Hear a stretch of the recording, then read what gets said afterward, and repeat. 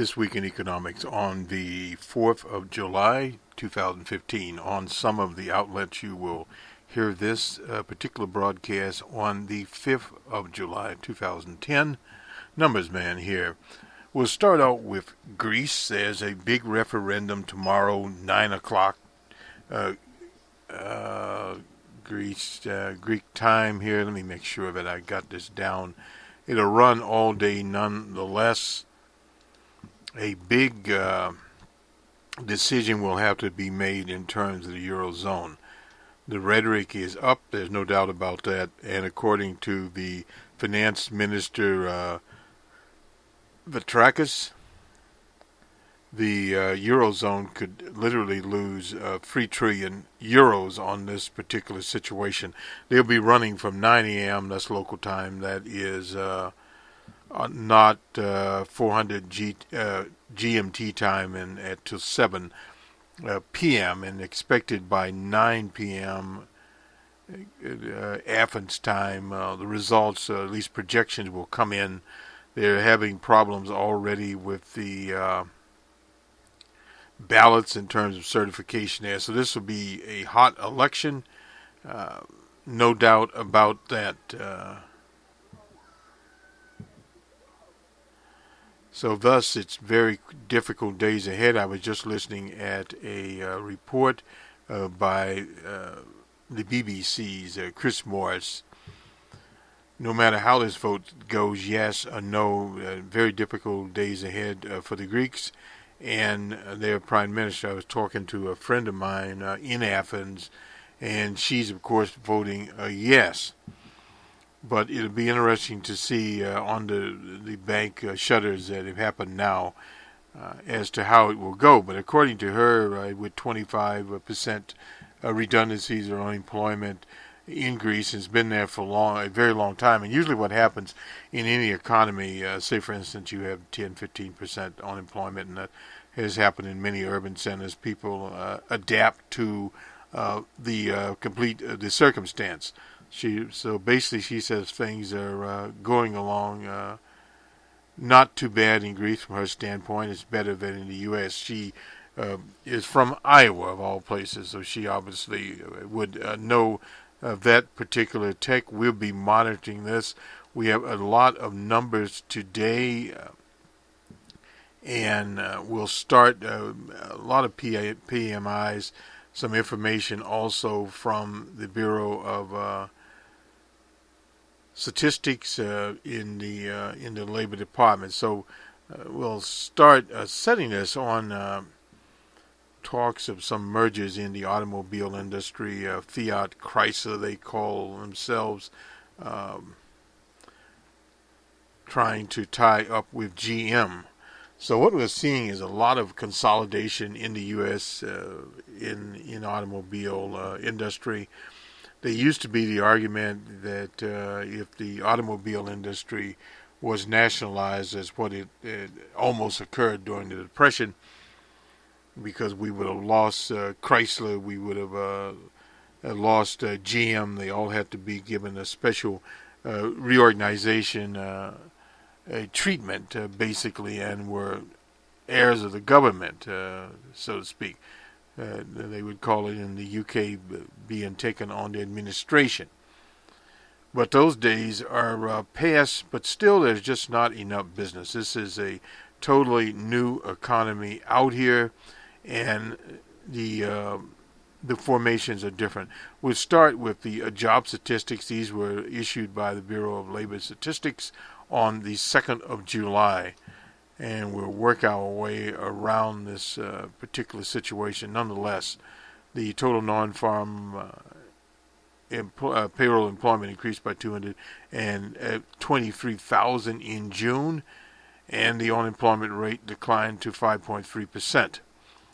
Now, some will argue that the real rate is over 10%. But being around a very, very long time, one of the old-timers, going back to the late 70s and 80s, we did not have the same data sets. I remember being at Jobs with Peace. We argued that effectively the real unemployment rate was much, much higher. But now you hear the Republicans in the U.S. Talk about this. It's not been talked about. But nonetheless, job gains occurred in professional and business services, healthcare, retail, trade, financial activities, and transportation warehousing. This is the household survey data. The unemployment rate declined 0.2% to 5.3% in June, and the number of unemployed persons declined by 375,000 to 8.3 million people out there. Among the major work groups, the unemployment rate for adult men 5.8%, adult women also 5.8%, for African Americans 9.5%, edged down in June, while the rate for teenagers stood 18.1%. For whites or European Americans, it's 4.6%. For Asians, 3.8%. For Latinos, 6.6%. A little change is shown there. The number of long-term unemployed, those jobless for more than 27 weeks, effectively 6 months or more, declined by 381,000 to 2.1 million in June. These individuals account for 25.8% of the unemployed. Over the past 12 months, the number of long-term unemployed has declined by 955,000. The civilian workforce participation rate declined. The workforce declined by civilian workforce declined by 432,000 in June, following an increase of a similar magnitude in May. The workforce participation rate declined by 0.3 percentage points to 62.6 in June. The unemployment population ratio at 59.3% was essentially unchanged in June, and it's shown little movement this year. The number of persons employed part-time for economic reasons, sometimes referred to as involuntary part-time workers, 6.5 million in that category, changed little in June. These individuals who would have preferred full-time employment. In June, 1.9 million persons were marginally attached to the labor force. Little change from a year earlier. The data are not seasonally adjusted there. They were not counted as unemployed because they had not searched for work. And this is one of the things that needs to be looked at a little bit differently. In other words, if you do not search, and this is through the federal job agencies run by various states, you're not, as they say, in the data set. That is a cruel situation. The marginally attached, there were 653,000 discouraged workers in June, essentially unchanged from a year ago. The data not seasonally adjusted there. The remaining 1.3 million persons marginally attached to the labor force in June had not searched for work. Now, we finished the household survey. To the establishment survey data, the total non-farm employment rose by 233,000 in June, compared with an average gain of 250,000 over the prior 6 months. Now, to really take the slack out, we need to run about 450,000 per month. But there are positives and negatives to that, and we'll go into it in a minute here. Gains occurred, we already talked about that. Employment, professional, and businesses, services increased by 64,000 in June, about in line with the average monthly gain of 57,000 over prior 12 months. In June, employment continued to trend up in temporary health services, 20,000 there. In architecture and engineering services, 4,000 there. In computer systems design and related services, another 4,000. Healthcare added 40,000 jobs in June. And the naysayers claimed that the Affordable Care Act, incidentally, had been sustained, at least the tax credit part, by the Supreme Court. We want to put that in now, so people next year will be able to claim that. if they're in states that do not have a state exchange and rely on the federal exchange. Job gains were distributed among three employment industries: ambulatory healthcare, 23,000; hospitals, 11,000; and nursing and residential care facilities, 7,000. Employment in healthcare has grown by an average of 34,000 per month over 12 months. Employment in retail trade increased by 33,000 in June and has risen by 300,000 over this year. In June, the merchandise stores added 10,000. A little unusual for the summer. Usually you don't have the pickup until September. It used to be the traditional back to school. That's how the economy has changed. Employment in employment in financial activities increased by 20,000, with most of the increase in insurance carriers related activities, 9,000 there. In securities, commodities, contracts, and investments, 7,000 there. There's growth there. During the Depression, there was negative growth. Commercial banking employment declined. Now, banks have been consolidating and laying off or making people redundant very heavily in the last 30 days by 6,000. Employment and financial activities growed by 159,000 over the year, with insurance accounting for about half of the gains.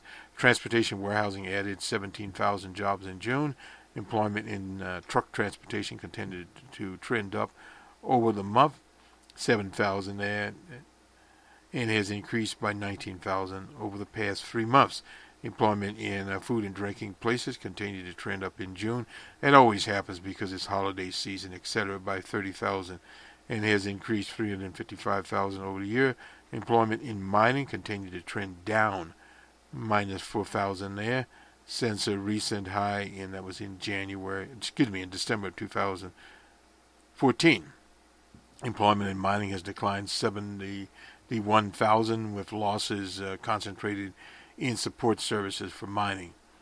Employment in other major industries, including construction, manufacturing, wholesale trade, information, and government, showed little or no change there. The average work week for all workers in private non-farm payroll, 34.5 hours in June for the fourth month in a row. The manufactured work week for all workers edged down 1/10 an hour to 40.7 hours. Factory overtime edged up 1/10 to 3.4. The average work week for production non-supervisory workers was unchanged at 33.6 there. In June, the average hourly earning for all workers in private non-farm payrolls was unchanged at $24.95. Over the year, the average earnings have risen 2%. Average hourly earnings at private sector production and non-supervisory workers edged up 2 cents to $20.99. Change in the total number of non-farm employment from April was revised from 221,000 to 187,000. The change for April was revised from 280,000 to 254,000, of which downward. With these revisions, employment gains in April and May combined were 60,000 lower than previously reported over the past 3 months. And that does it for that part of it there. And we'll go on. We'll get some of these PMIs out of the way here because they will take quite a while here. Let's see where we're going to start.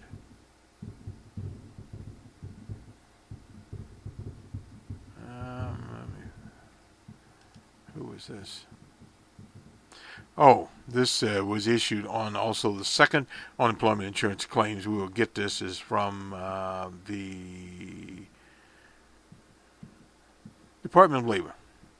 The week ending in June 27th, the advanced figure for season-adjusted initial claims was 281,000, increase of 10,000 from the previous week. It's pretty normal for the summer.